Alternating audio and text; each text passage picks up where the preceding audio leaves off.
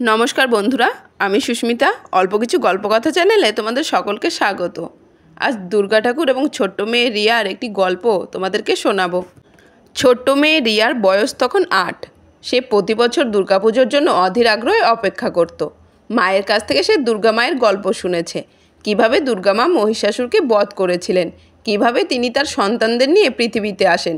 এইসব গল্প তাকে সবসময় মুগ্ধ করত। সেদিন ছিল মহালয়ার দিন। ভোরের আলো ফোটার আগে রিয়া উঠে পড়ল। রেডিওতে তখন মহালয়ার মন্ত্র শুরু হয়েছে। দুর্গা মায়ের আগমনী সুর শুনে তার মনে এক অন্যরকম আনন্দ ও উদ্দীপনা জেগে উঠল। সে ভাবল, দুর্গা মা আসবেন, আমিও মাকে নিয়ে পুজো দেখব। পরের দিন ষষ্ঠী।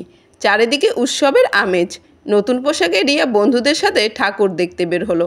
বড় বড় প্যান্ডেল, ঝলমলে আলো আর মানুষের ভিড়, সব মিলিয়ে এক অন্যরকম পরিবেশ। সে দেখল কিভাবে সবাই দেবী দুর্গার সামনে মাথা নত করে প্রণাম করছে, কিভাবে ভক্তি ভরে তারা মায়ের কাছে প্রার্থনা করছে। পূজার 4 দিন রিয়া তার বন্ধুদের সাথে ঘুরে বেড়ালো। বিভিন্ন মণ্ডপে দুর্গা মায়ের সুন্দর সুন্দর প্রতিমা দেখলো, মায়ের গান শুনলো এবং বিভিন্ন ধরনের খাবার খেলো। এ যেন এক আনন্দময় স্বপ্নরাজ্য। দশমীর দিনে মনটা একটু খারাপ হয়ে গেল।